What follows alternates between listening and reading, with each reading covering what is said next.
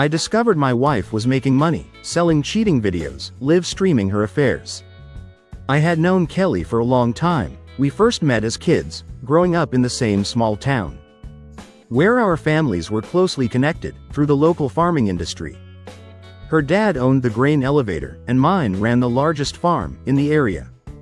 It seemed inevitable that Kelly and I would end up together, and over time, we built a relationship that eventually led to marriage. Despite the occasional ups and downs, I always believed we had something solid. At first, our life together was like any other married couple's, full of happy moments and the usual challenges. But over time, I started noticing a change. Kelly became distant, and I felt the closeness we once shared was slipping away.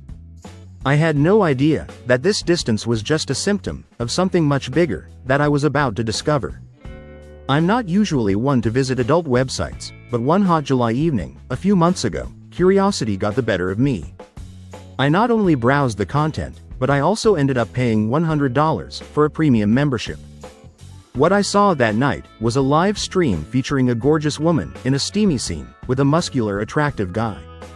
I'd seen better before, but something about this video stood out. Why? Because the woman going by the name Jenna was actually my wife Kelly. The site Nature's Pleasure Spa was aptly named because she was definitely having a hot time and enjoying every bit of it. As Kelly rolled over on the bed, looking completely satisfied, the guy grinned and said, "Well, darling, that was pretty damn good.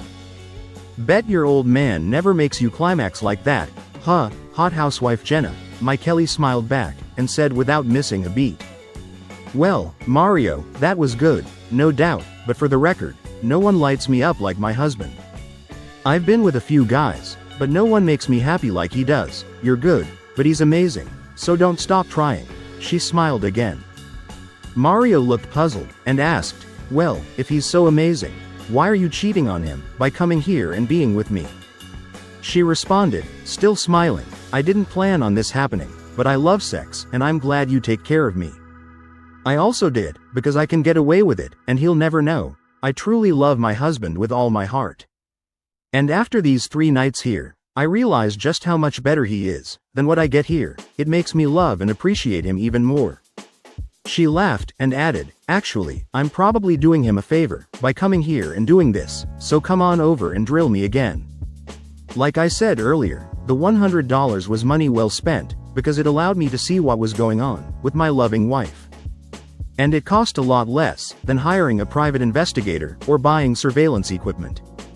You're probably wondering how I got to this point, what led me to visit that site in the first place. It's a fair question, and the most honest answer I can give is that it was just a fluke, a stroke of luck. Not that my wife was sleeping with Mario, but that I found out she was cheating. Kelly and I have been married for just over 8 years. We first met in elementary school and grew up in a small town in central Illinois. She lived in town, and I lived in the country. Her dad owned the largest grain elevator, and my dad owned the biggest farm. Since our parents did business together, it was natural for us to meet and become friends. I won't bore you with childhood crushes, high school romance, or even college. We both dated other people, and yes, slept with others. We weren't exclusive, but deep down, I think we always knew we belonged together. Oh, and yes, I was the one who took her virginity, though there were others for both of us along the way. During our junior year at the University of Illinois, we decided to be exclusive. A bit later I proposed. And about a year and a half later, just a week after graduation, we were married. Life seemed good, at least I thought it was, until that night in July. But anyway, back to the story. 3 years ago, Kelly's parents retired and moved to Phoenix, Arizona.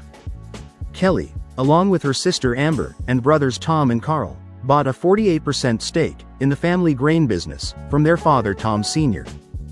He wanted to keep controlling interests for a few years to back their growth financially. Over time, he planned to reduce his stake until they owned the business outright. Amber is married to my friend Walter Swanson, who also happens to be a grain farmer. His farm is just a bit smaller than mine. And since we live nearby, we spend a lot of time together. Tom and Carl manage the grain business together, while Kelly handles the finances and bookkeeping.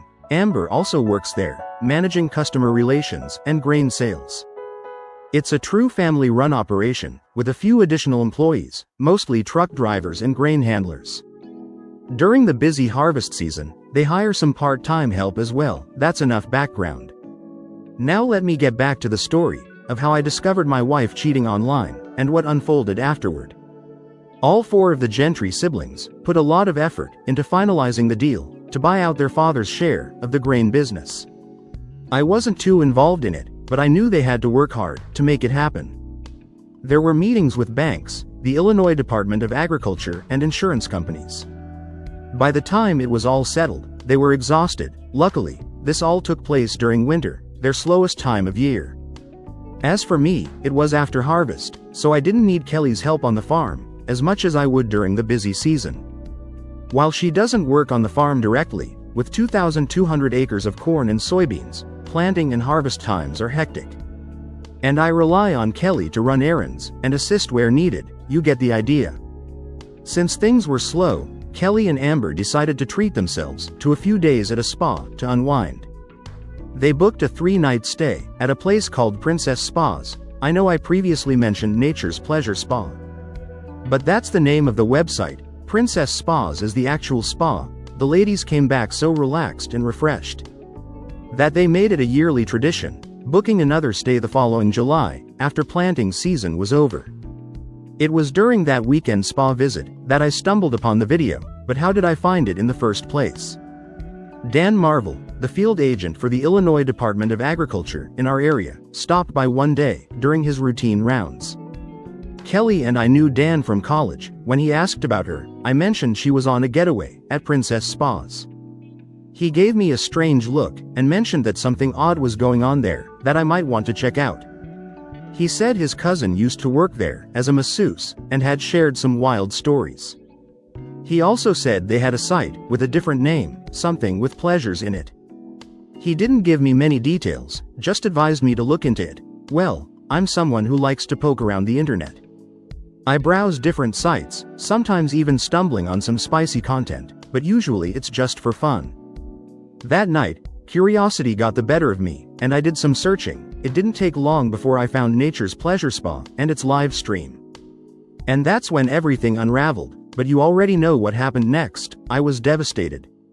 I cried, yelled, got angry, then fell into a deep depression, all the emotions you'd expect when discovering your spouse is cheating. And it wasn't just this one time. I soon realized this wasn't Kelly's first affair. Nature's Pleasure Spa had an archive section. And I found videos from Kelly's previous visits, as well as the ones from the current trip. With the premium membership, I could download each video for an extra $20. I downloaded 2 videos from her first visit, 3 from her second, and 3 from this current trip, 8 videos in total. So for $260, I had all the evidence I needed to divorce my wife. I didn't have a clear plan yet, but I knew I had to act quickly. I wasn't going to wait a month, or even a week to confront her. As far as I was concerned, the sooner we split up, the better. Kelly had slept with at least 2 men, Mario and Steve, 8 times, and I had video proof. I didn't care if there were more, it was already too much. I made several copies of the videos onto DVDs and stored them in a very safe place. When my father built our house, he had a wall safe installed, hidden behind a panel in the office bookcase. Once the copies were secure, I deleted everything related to Nature's Pleasure Spa from my computer, including the original files. Other than the DVDs, there was no longer any digital trail. With that taken care of, I grabbed my phone and sent Kelly a message. Kelly, it's Jack. I know exactly what you're doing at Princess Spas, and I have evidence to prove it.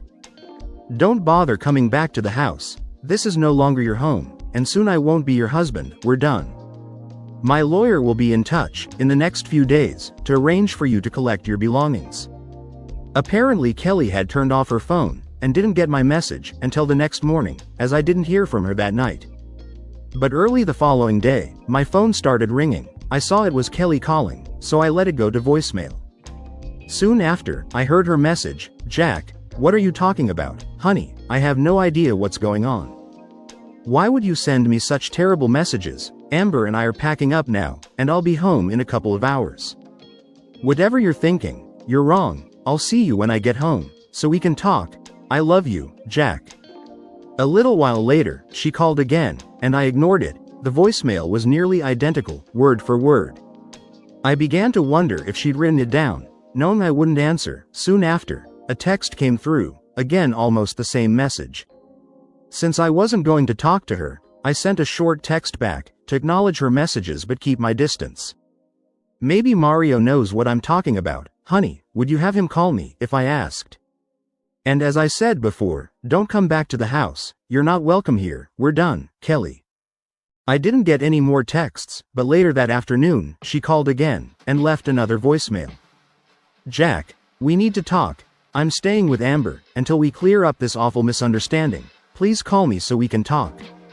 That was Sunday afternoon, and I didn't return her call. The next morning, I went to my bank, and arranged for a second safe deposit box, in my name only. I placed one copy of the DVDs in the box, along with the original prenuptial agreement. I had a meeting scheduled with my lawyer, at 11 a.m., so I made another copy of the prenup, just in case there was any issue. When I arrived at my lawyer's office, I saw Kelly sitting there. She looked up at me, and I could see she was in rough shape. Her hair was a mess, and she had dark circles under her eyes, like she hadn't slept. Kelly said, Jack, we need to talk about this. I asked, how did you know I'd be here? She replied, Richard called me. When you made the appointment, at that moment, Richard Warner, my attorney, came out, and asked us both to come into his office. My anger was boiling over, so I said, no, Richard, we're not going in together. You've lost my trust by calling Kelly. I need to know right now, are you representing me and only me? Lawyers are supposed to be smart, but Richard missed the memo. Because he said, no, Jack, if this proceeds, I'll be representing Kelly. Turns out he thought the grain business was a better client than my father's farm. Maybe it was, since he had the Gentry family as clients too. I had my opinion about that, and I figured he'd realize his mistake eventually. Fine, Richard, I want all my original documents and copies of contracts ready by 4 p.m. today. I'll either pick them up or send a courier. I've appreciated your work in the past, but you're making a big mistake. My new attorney will contact you soon. Kelly stayed silent, but then pleaded, Jack, why won't you talk to me and straighten this out? Because, Kelly, it's clear Richard values you more as a client, and I'm not having this conversation without legal representation. Richard chimed in, Jack, you know I've always been fair with you. You have nothing to worry about. Oh, Richard, I have plenty to worry about. You can't serve two masters, and it's clear where your loyalty lies. And you've already shown I can't trust you by calling Kelly. With that, I said goodbye and left. I could hear Kelly starting to cry as I walked out the door. Now I had to find a new attorney. I knew David Warner, Richard's brother, was a skilled attorney in competition with Richard. He seemed like a good option, but I wanted to do some research first. Attorneys, accountants, bankers, and insurance agents are people you need to trust completely, and I wanted to be sure. I knew a few people who had worked with David, so I called his office to ask for references. The secretary sent me a list, and 4 friends of mine were on it. I stopped by to see 3 of them, and they all gave glowing reviews of David's work, so it didn't take long for me to make up my mind. I had no doubt David would do a good job for me. I didn't visit the 4th friend on the reference list because it was Wally. And I didn't want to involve him, since he's married to Amber, Kelly's sister. I called David's office again, gave my name, and asked if I could schedule an appointment for after 4 p.m. The receptionist said he was busy until 4:30, but would check if he could meet after that. I knew there was a chance he wouldn't be able to, but I had to try. When she came back on the line, she said, Mr. Warner can see you at 4:30, but it'll have to be brief, as he has other evening commitments. I agreed, and confirmed I'd be there. I look forward to seeing you then, Mr. Hagen. By the way, my name is Samantha, and I'm David's wife. At 4 p.m., I stopped by Richard's office to collect my paperwork. They hadn't finished copying it yet. It was obvious they were stalling, hoping I'd change my mind. I lost my temper, and told them I needed every piece of legal paperwork within 15 minutes, or my new attorney would follow up. They asked who my new attorney was, and I told them they'd find out soon enough. After that, the office went into overdrive, with 3 people copying documents at once. 20 minutes later, I had everything. I still had time to make it to David's office for my appointment, so I didn't make a bigger fuss about the slight delay. I met with David, and he agreed to become both my personal and business attorney. I asked if I could leave all the documents I'd retrieved with him, for safekeeping. And he agreed to store them in his vault, until we could review them together. We scheduled an appointment for the next day, Tuesday at 9 a.m., to go over everything and plan for the divorce. When I left his office around 5:30, I smiled at Samantha, and asked, "So, Samantha, am I in trouble, or are your evening plans still on?" She smiled, and said, "You did just fine, Mr. Hagen, our evening is still on as planned. I wish all our clients were as punctual as you've been. But please call me Sam from now on. Thanks, Sam, and you can call me Jack." The next morning, we reviewed all my business paperwork and contracts. I can't share details, attorney-client privilege and all that, but I can say David found everything to be in good order.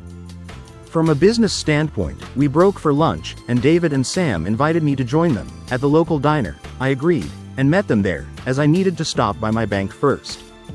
They were a delightful couple, and we had a pleasant lunch. I learned they'd been married for about 10 years, and had 2 daughters, ages 6 and 3.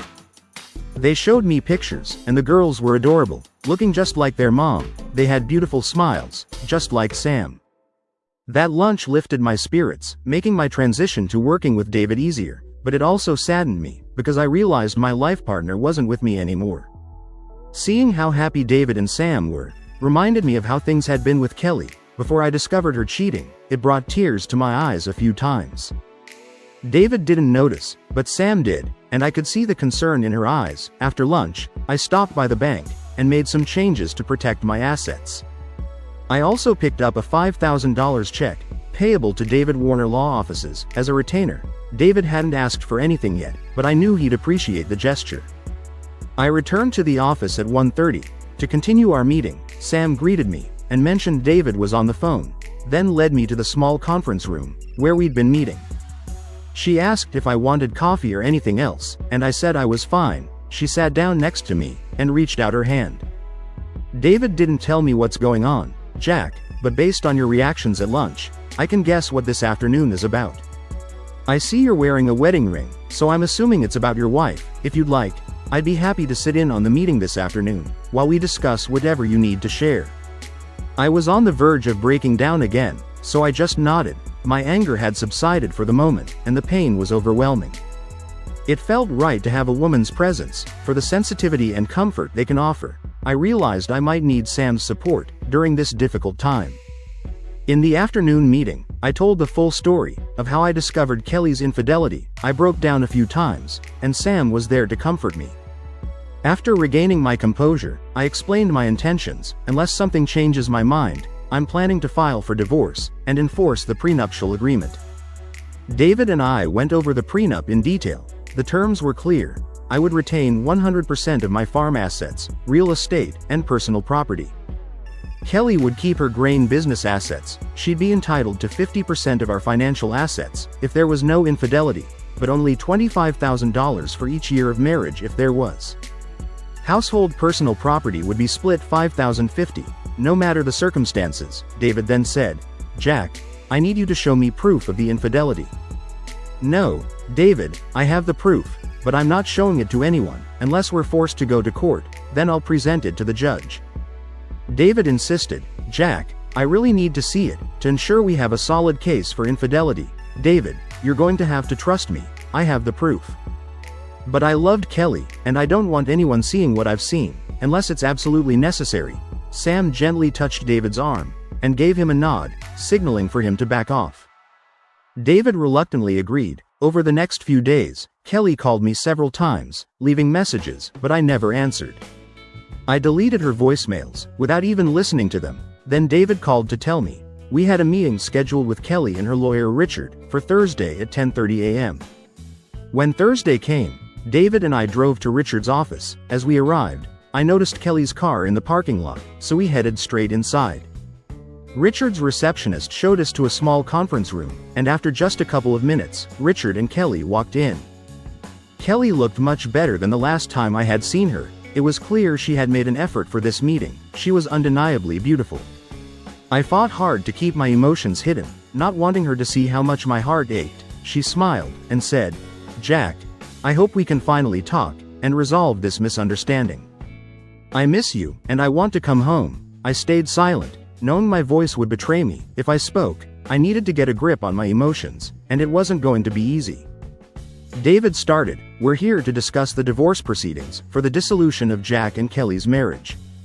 I believe it's important to give both parties time to express their thoughts on how to move forward."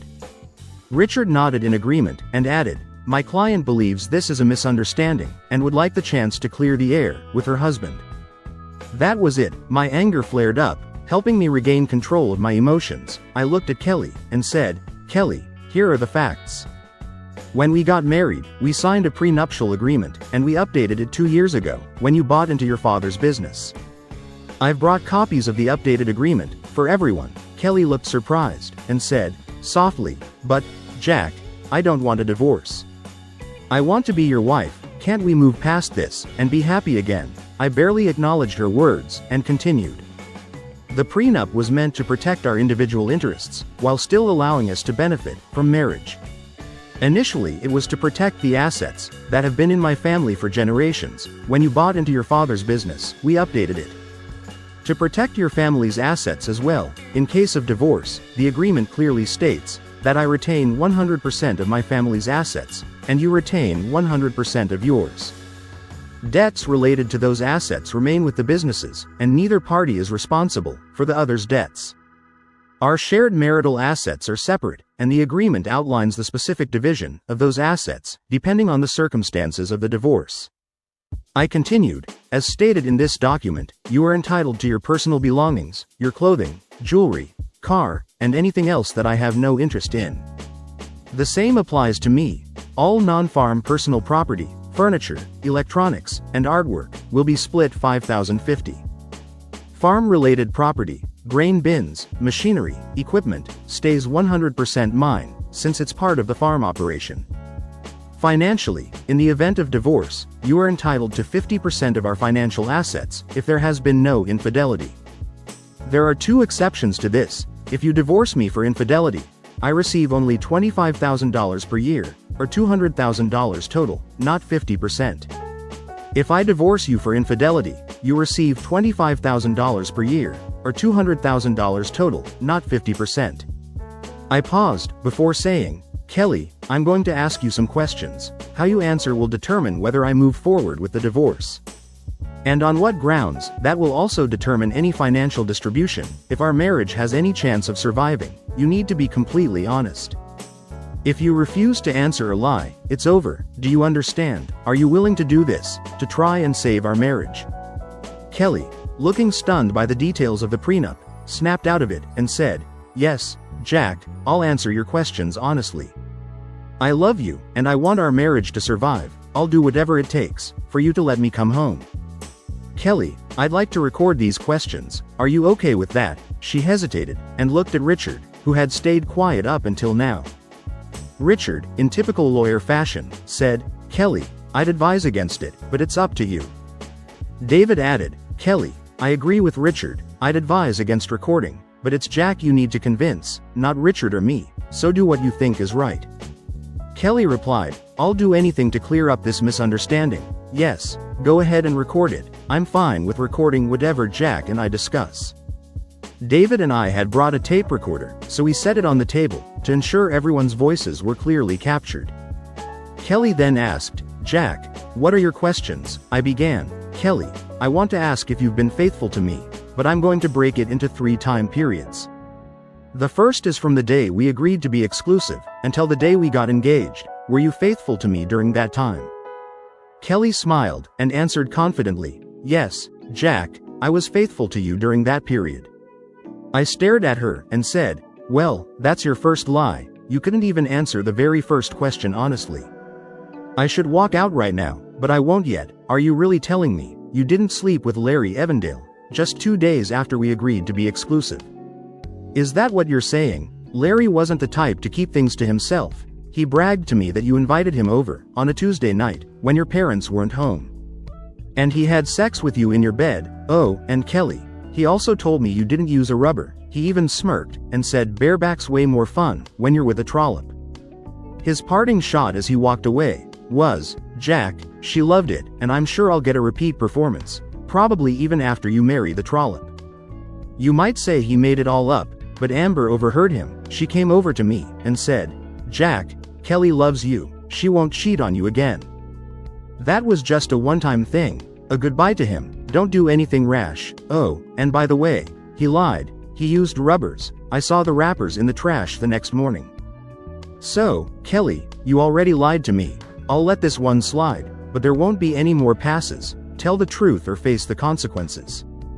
Kelly looked devastated. "I'm sorry, Jack, I was wrong," I continued. "After that, I didn't trust you.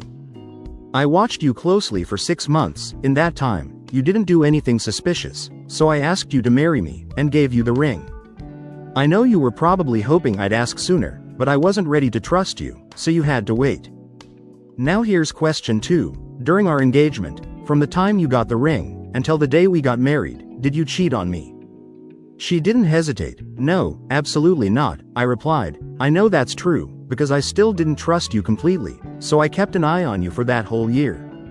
I was pretty sure you were faithful during that time." Seeing how emotional Kelly was getting, Richard asked for a break to talk with her. She was clearly shaken by the revelation about Larry Evandale. We took a break for lunch, and David and I picked up Sam to go to the local diner. At lunch, Sam asked how things were going, and David said, "I think Jack's handling it well, not much has come out yet, but he's laid the foundation for getting honest answers. About the marriage, if she admits everything, he may still want a divorce, but he'll know she's trying to save the marriage. It's a tough call, but I think Jack will make the right decision. Of course, if she lies, he'll have to figure out his next step." Sam gave me a knowing look. Her intuition had clearly picked up on my pain. I gave her a weak smile, and said, "This is hard. Why do people do such stupid things, and cause so much pain, for themselves and the ones they love?" She reached over, put her hand on mine, and said, "If only we knew, Jack, maybe we could slap some sense into them, before they did something so stupid." That made me laugh, and David joined in. Even during a tough time, I found a way to laugh, which says a lot about the resilience of people. We cry at funerals, but can still laugh. I guess people grieve during divorces, but also find humor. I smiled at Sam, and said, "Thanks, Sam, I needed that." She nodded, and we headed back to Richard's office, around 1 p.m. Once back in the meeting, I reminded Kelly, "You need to answer honestly. If you lie, this meeting ends, and there's no hope for our marriage. Do you understand?" "Yes, I understand," Kelly replied, clearly shaken. "I will tell you the truth." I asked, "From the day we were married until today, have you ever cheated on me?" Tears filled her eyes, and I could see how hard this was for her. But I couldn't let her off the hook. I needed her to be honest, to prove she cared enough about our marriage to come clean. I wasn't sure if I could stop the divorce, but if she told the whole truth, I'd know she was trying. "Yes, Jack," she said, quietly, tears falling, "I did cheat on you." She then dropped her head onto her crossed arms, on the table, and sobbed, "I'm so sorry, Jack, can you ever forgive me?" I asked Richard and David to leave the room, because I had more questions for Kelly, and didn't want to embarrass her in front of them. Both lawyers objected, but I insisted, and Kelly nodded at Richard, signaling that she wanted him to leave too. I already had her confession on tape, which was enough for the divorce proceedings. I didn't want the rest of the conversation recorded, so I turned off the recorder. "Kelly, I need you to answer these questions. When, where, who, and why?" I asked, doing my best to stay calm. Sniffling, she whispered, "Oh, Jack, I'm so sorry. It happened this weekend, at Princess Spa's. Mario is the one I cheated with." "Why?" I asked. "I don't know exactly, Jack, it was just the passion of the moment. Amber and I were having such a great day, and after dinner, we decided to get massages before bed. Mario was my masseuse. I was lying on my stomach, and he started the massage. His hands were soft but strong, and it felt so good.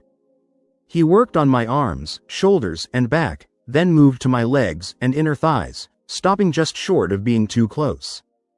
After that, he started again on my back and shoulders, and I was still tense. I felt him untie my bikini top and pull it down. I have to admit it felt great, and I didn't stop him." She started crying again. "Jack, if I could go back, I never would have let it happen. We wouldn't be in this situation. You have to believe me." As much as it hurt to hear it, I needed her to tell me everything, not because I was curious, but because I needed to see how honest she'd be. Go on, Kelly, tell me the rest, I urged. There's nothing more to tell, she said. Through her tears, we had sex. She fell silent, and I waited, hoping she would say more, but she just sat there with her head down, sniffling. Eventually, she looked up at me, and asked, Jack, is there any chance you'll forgive me? Not wanting this to feel like a court hearing, even though it did, I asked, Kelly, is this the whole truth? Nothing but the truth. She gave me a look I hadn't seen before, a mix of uncertainty and fear, as if she was calculating how much I knew. Finally, she said, Yes, Jack, that's the truth. I'm so sorry. My heart was breaking, but I managed to keep my composure. I got up from the table, and called David and Richard back into the room. This meeting is over, I said, coldly. Before leaving, I turned to Kelly, and said, I'm divorcing you on the grounds of infidelity. The terms of the prenuptial agreement will be enforced. She was shocked, and cried out, But why, Jack? I confessed. I'm begging you to forgive me. Please, Jack. I love you, please forgive me. You lied to me, Kelly. You didn't care enough about our marriage to tell me everything. If you had been completely honest, maybe I could have considered staying. But you didn't even give us a chance. You thought you could get away with just one confession, but you lied. It's over. I turned to leave, but she screamed, Wait, Jack, I'll tell you everything. Please don't leave me. I spun around and glared at her, my anger and hurt clear. You were warned. You had your chance, but you tried to get away with one confession. You lied. It's over. David caught up with me as I was getting into my car. Jack, are you sure you want to file for divorce on the grounds of infidelity? He asked. Yes, I do. She had her chance, and I misjudged her all these years. I wanted her to care enough to tell me everything, but she couldn't even be honest. Go ahead and file. I drove home feeling numb, grabbed a beer from the fridge, and sat at my desk. I drank the first one quickly, then sipped the second, reflecting on everything that had just happened.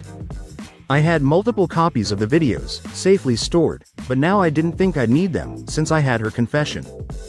Suddenly it hit me. I had walked out of the office, without the tape of Kelly's confession. I immediately called David. David, did you grab the tape recording of Kelly's confession before you came after me? Oh, damn, I heard him say. No, Jack, I didn't. I was so focused on catching up with you, that I forgot the tape. I cursed under my breath. I had been so careful in planning everything, but in my anger and pain, I had made a huge mistake by leaving the tape behind. David, why don't you call Richard and see if you can pick it up? Though I'm guessing his answer will be something like, we thought you had everything when you left, so we erased it, sorry. I hung up, still feeling sick about the situation. I had enough evidence to file for infidelity, but I hadn't wanted to use the videos unless it was absolutely necessary. After I hung up with David, I grabbed another beer from the fridge. Damn, how could I be so careless? I wasn't drunk, but I wasn't feeling much pain either. As I sat watching the evening news before bed, I thought I heard a vehicle pull into the yard, slowly. I got up from my chair, and went to the back door. I stepped out onto the porch, and it was dark for a few moments, before the lights went out. Suddenly something struck me, on the back of the head, and I saw a bright flash of light. Then everything went completely dark. Beep, beep, beep, beep.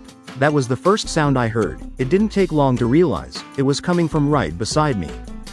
I opened my eyes, and tried to turn slightly to the right, to see what it was, but as soon as I moved, an excruciating pain shot through my chest. And straight into my head, causing flashes of blue and silver stars. What the hell, I thought. Then I heard a rustling sound nearby, followed by a surge of something into my body, and I was out again. The next time I woke up to the beeping, I opened my eyes, and looked around, being careful not to move. I'd learned my lesson from the first time. The nurse was sitting in a chair beside me. Hi, Jack, I'm Susan, your nurse. Please don't try to move, okay? You're going to be fine, and I'll explain everything to you, but for now, just stay still. Do you understand? I couldn't speak, because something was lodged down my throat, but I nodded slightly, to show that I understood. Jack, I need to tell the doctor you're awake. We'll be back soon. I nodded again. It finally clicked that I must be in a hospital, though I had no memory of how I got there. I figured someone would fill me in eventually, so I closed my eyes, and waited. Mr. Hagen, Jack, I'm Dr. Julius. You've suffered serious injuries. from a beating during a robbery at your home. Now that you're awake, I'm confident you'll be okay. We had to restrain you, to prevent you from injuring yourself further, by moving too much. I'm sure you felt severe pain when you tried to move yesterday, right? A faint smile crossed my face, as I nodded. Yes, we should have done more to prevent that. I'm sorry you experienced that pain. He turned to the nurse. Nurse Johnson, I think we can remove the restraints now, but, Jack, please don't try to do anything on your own, just yet, okay? I nodded again, and gestured to the tube in my throat. We'll also remove the ventilator now. Nurse Johnson will handle it. Once they removed the restraints and the ventilator, my throat felt like it was on fire, and I couldn't speak at first. They gave me a small sip of water, and eventually I was able to whisper, though my voice was raspy and painful. Can someone tell me what happened? Dr. Julius looked concerned. Jack, it's 7 a.m., and you've just regained consciousness, and come off the ventilator. Your throat will hurt for a few hours, and we want you to rest. Nurse Johnson will stay with you, and once you're more stable, we'll notify the police that you're able to talk. They'll explain everything that happened. Medically speaking, you've sustained serious injuries, including a concussion, 3 broken ribs, and multiple contusions. One of your ribs punctured a lung, causing it to collapse, but the EMTs got to you in time, and were able to revive you. After we repaired your lung, we reinflated it. You're very lucky, Jack. Had you not been found when you were, you likely would have died. To put it bluntly, you were beaten severely. You were unconscious for 5 days. You briefly woke up yesterday, but then passed out again, until now. We'll keep a close watch on you for the next few days, but you should be able to go home after that. As promised, I spent the rest of the day resting, with Nurse Johnson by my side. Anytime I moved too quickly, sharp pains shot through my body, so I stayed as still as possible. By the afternoon, I was able to sit up with help, and even managed to use the bathroom with assistance. As I spent more time with Susan, we talked, and I learned that she had been 3 years behind me in school. Her maiden name was Susan Fisk, and she had married Chad Johnson. They had a 3-year-old daughter named Emily, but Susan had divorced Chad after finding out he was unfaithful. I told her about Kelly, and she was sympathetic. The next morning, 2 detectives, Harold Robbins and Josh Carter, came to see me. Before they started questioning me, I asked them to explain what had happened to me. Detective Robbins started. It appears to have been a robbery that escalated into an attack. We found a 2x4 on your porch, with your hair and blood on it. There were no fingerprints, likely because the person wore gloves. There weren't any signs of forced entry, but that's probably because you stepped onto the porch and left the door open. Inside the house, we found several missing pictures from the walls, an empty strongbox in your desk drawer, and ransacked file cabinets.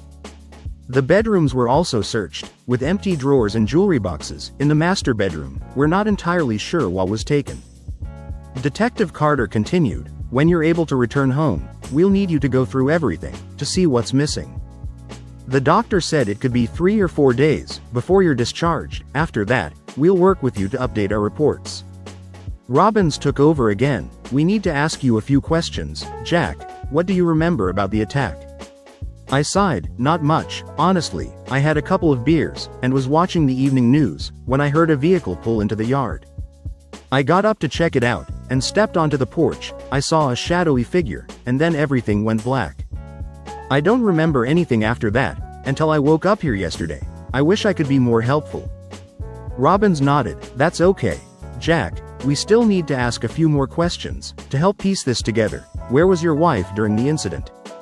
My wife and I are separated. We're in the process of divorcing, so I have no idea where she was. Mind if I call you Jack? Robbins asked. Of course, that's fine, I replied. Is the divorce amicable, or is there tension between you two? I thought for a moment. You could say it's not going smoothly. She's contesting the grounds I'm filing under. And what grounds are those? Robbins asked. Infidelity. We have a prenuptial agreement, and if the divorce is filed under those terms, her settlement will be much smaller. So that's what she's fighting. Robbins exchanged a glance with Carter, before asking, do you think that could give her a motive to hurt you? I don't believe she would do something like that, I answered, firmly. I just don't. Robbins didn't argue, but made a note. We'll check into it, just to cover all bases. Is there anyone else who might want to harm you? Any business conflicts? disputes with neighbors, or issues with family?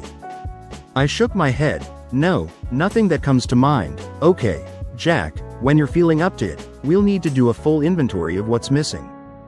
I do have a couple of specific questions. Did you keep any cash in the house, especially in that strongbox, and if so, how much? Also, was there anything else of significant value, like jewelry or artwork? Yes, I said.